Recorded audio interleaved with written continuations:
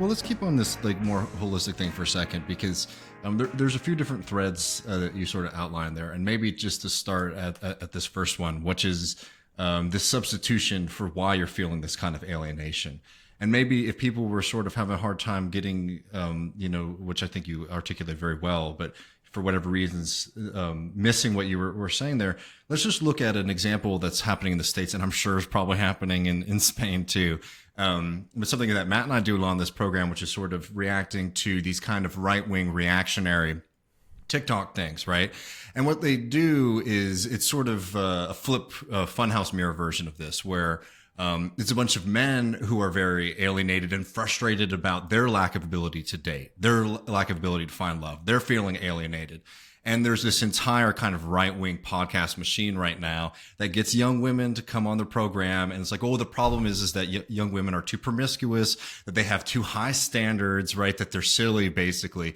And again, what is this doing? It's talking about something that's real, people's alienation, people's loneliness, frustration, and all this kind of stuff. But instead of figuring out why it's actually happening, you're substituting this kind of, in that case in particular, like very silly version. Oh, these women, they're, girls are dumb, basically, right? It's like, what's going on? And it's something that, being able to talk to people's, speaking about anyone's kind of like sexuality, sexual experience is always going to be a hot button issue. And this is a way that instead of using that to sort of springboard into investigating, alienation society, what are the causes of that? It's these kind of behavioral things, right? It's just like women make bad choices. I think that, that is something that is a kind of classic move across the board, even outside of like sexual politics and things like that, is how can we distract from the actually existing thing that's going on? Just to tag on to that, like it's the classic liberal move of like, instead of talking about how you can empower people, it's where do we need to police them, basically. Yeah. So this is exactly where I also wanted to take this, because like I said, there's this idea of, let's take the focus away from capitalism and put it back into men. And, negate that the problem with your material conditions is capitalism, and let's be dependent on men, let's not point out that that's the problem. And then, there's this whole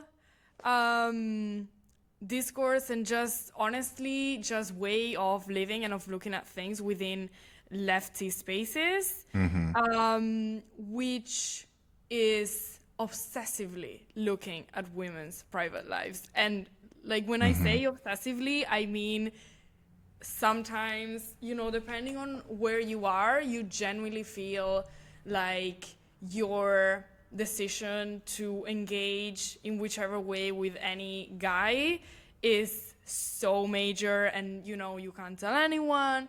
And fundamentally, you are encouraged to tie it back to where we were before about you as a consumer rather than you as a worker. The personal choices of women are seen as political, right? And therefore, the men that we engage with, we are consuming. So they are products in themselves, And so it's not just an analysis about you and what you do and like which podcast you listen to, but also the men that you sleep with. These are your politics, guys. These are, your politics, your quality as a person. And that is very real. I mean, there are literally sayings that you'll find very easily anywhere. I don't want to like swear on this, but you can if you want. You can. Like, the you should never fuck a Tory kind of thing. Like that is genuinely, like, people take it very seriously, guys. Like, it's right. It's important. Also define Tory, but that's all, again, vague. Probably no, I mean, honestly though, that's a fair thing to say. So. Look, I mean, I'm engaged to be married. I've been out of the dating scene for a long time. I've been a socialist and on the left for most of my life, but like I'm not very left coded, if that's fair to say, right? As like a guy, like a lot of people think I'm a conservative when they first meet me, and I was always sort of, not to make this my personal whatever, but like in certain in like left groups in New York or in DC where I lived before, right? You could immediately be treated and suspected, right? And there isn't a kind of expectation about where you are socializing, who you are socializing with. That is fundamentally antisocial because it's all about, creating a very small insular left where everybody sort of agrees. And in fact, they don't really agree, but at least pretends to agree on a lot of things. I think I can't imagine how horrible and frustrating that might be for anybody trying to engage in a normal life. Yeah. While also being it's politically passionate. Yeah.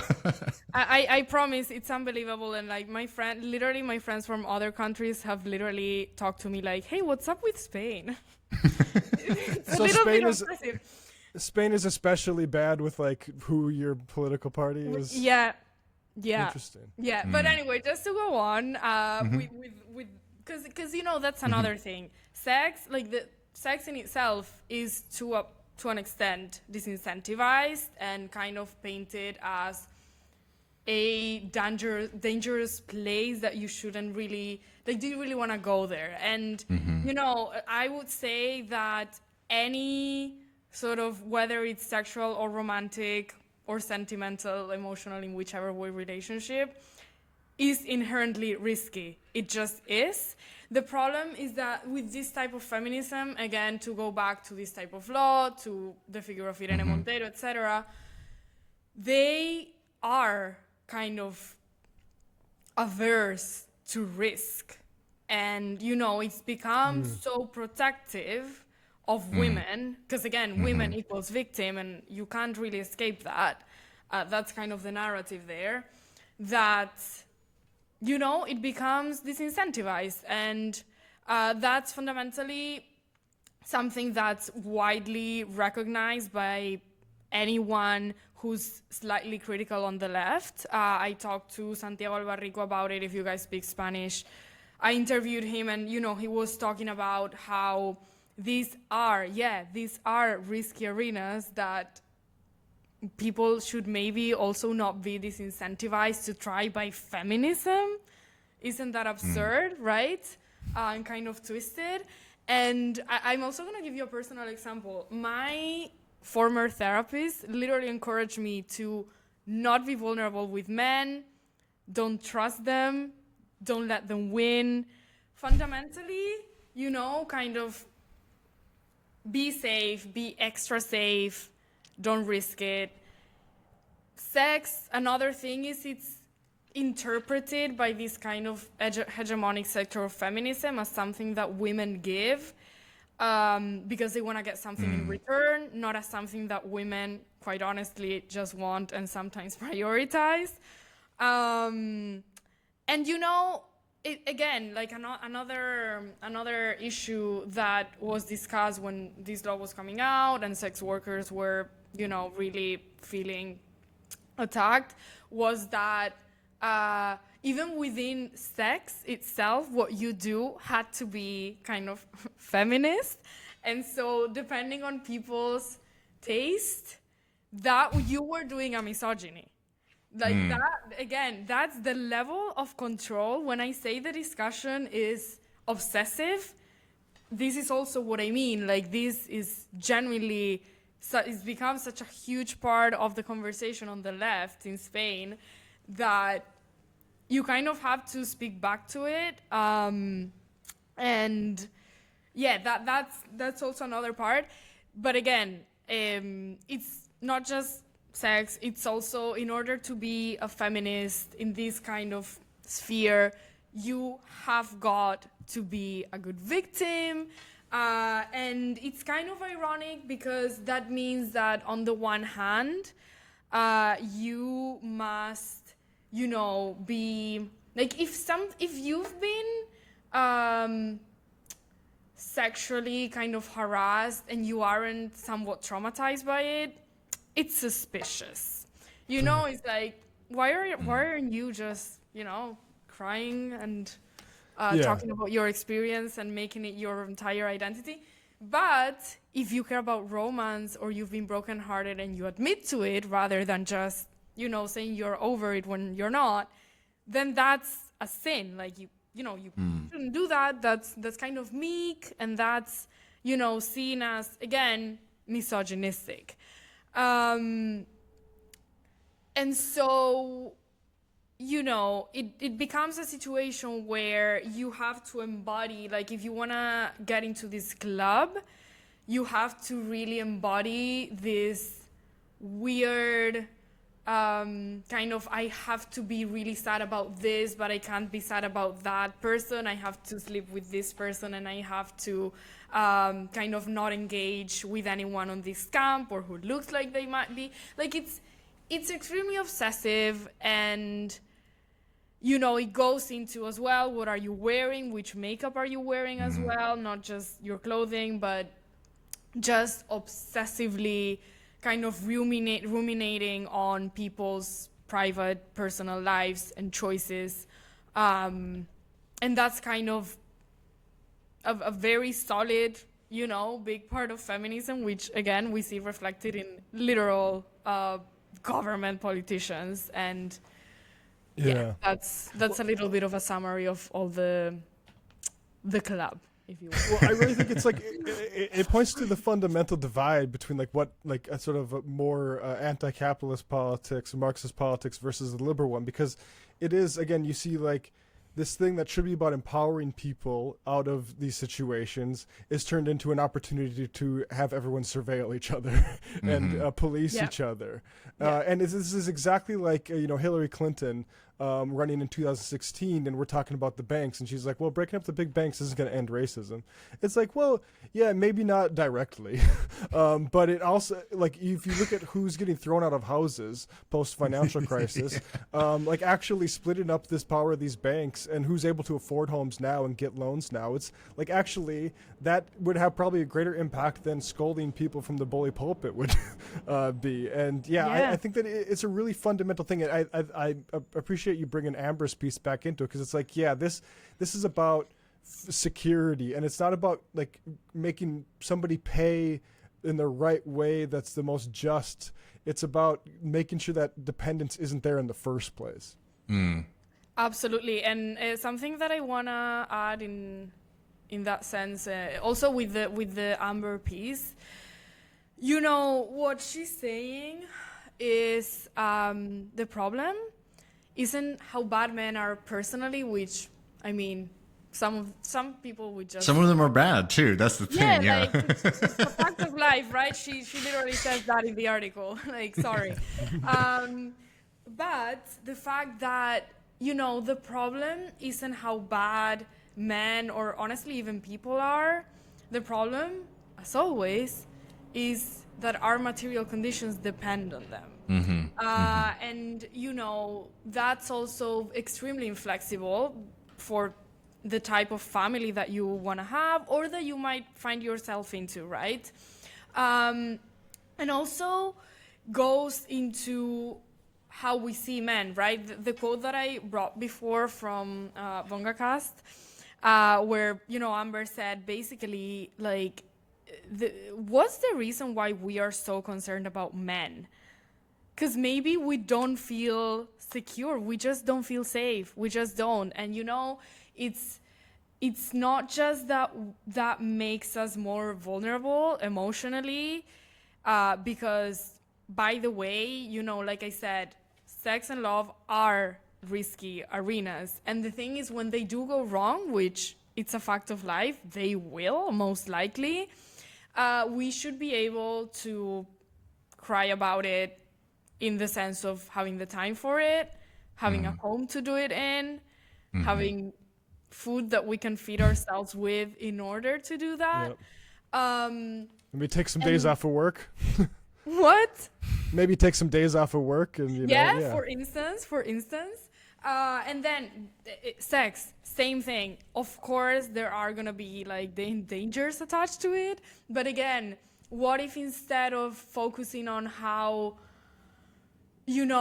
ignorant men or people are on it, we focus on the fact that maybe if you have 5 flatmates and you are 30, that's not a very sexy situation. Neither is it sexy when you literally feel unclean after every single shower because the shower is just so old that you don't even feel hygienic. Like, sorry, but like, why are we not talking about that? You know, and or even depending on what you're able to eat, like have you been able to feed yourself? Have you been able to rest? So, you know, it's this obsession with how dangerous it might be or how bad men might be around these topics, but not the fact that, one, these topics depend themselves on material conditions. Two, the fact that we are so, you know, we are led into being obsessed by this kind of problem. Also because we do know that, you know, if you want to have a family, you're probably going to need that other partner, or you're going to need, like Amber was describing, that economic support from him that you're not going to get from the state, right? Because you're not even given housing, daycare. You don't even have good conditions at work, right? So it's almost reasonable to worry that much. And, you know, to think that a man who, let's say, is more prone to a stable relationship is, quote unquote, a quality guy, whether someone who maybe just for whatever reason doesn't want that is somehow just inherently a bad guy, when sadly a lot of the times there are just imbalances in the interests that people, the level of interest that people have in each other. And honestly, a lot of times that's fair. And I would venture to say, actually, that a lot of the problems, even within relationships, have a lot to do with capitalism and with how it is right now. That, you know, we are literally moving around at all times. There's zero stability on any level of our lives. Distance is a big deal. Insecurity is a big deal, in the sense of material insecurity, you know, economic insecurity. And so, you know, if we want to both make our chances of things going well with anyone that we wish better, but also when it goes wrong, inevitably, that we have solid material conditions to fall back on, and you know, just even a solid social circle. We don't have that. We just don't have that. So instead of blaming men for this situation, which is very real, why aren't we blaming a system that makes their role in our lives so determinative the way that it is, right? Yeah. No, and like this just reminds me of you know, a story I'm sure both of y'all are familiar with, but like, you know, you want to look at like actual like kind of socialist or communist policy to this thing. You know, the story of postcard divorces in the Soviet Union. I don't know if you're familiar with this, but you know, after the revolution, Lenin was like, all right, Lenin gives this incredible speech. It's like 1920, you know, just a couple years after the revolution, and everyone's expecting him to go on about how great it is. He's like, no, there's a lot of fucked up shit in Soviet society. And like, we have to break like the patriarchal chains of, you know, the Russian system beforehand. And they implement postcard divorces. And what that meant was that any woman or man, all you had to do is write down your name and write down your partner's name, and you just sent it into the political authority, and you were divorced. And because people had some level of ability to leave and have care given to them by society, you saw the amount of divorces in the Soviet Union skyrocket in those first couple of years. And this is, I think, sort of what we're talking about. You know, it fits in the case of, you know, married couples, or even as people dating, like having financial dependence or legal dependence on somebody else, not giving people the freedom to do what they wish.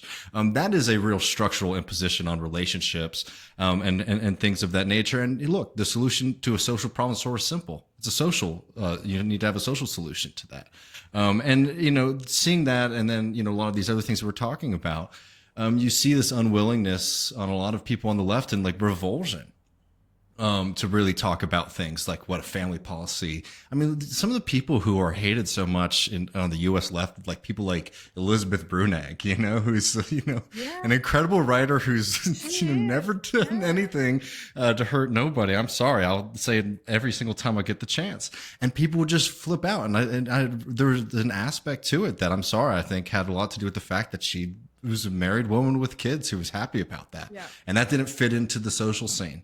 And you know, it's a shame, and it truly boggles the mind. But I do agree that like there's a kind of fundamental problem that's creating that. Yeah, and the fact that she is a married woman with kids who's happy about that fact, you know, is again seen as what she's consuming and her private choices. Like these are her private choices, and it's not even like her private choices are offending anyone. Like, you know what I mean? It's not even like she's actually done something worthy of, you know, worthy of concern.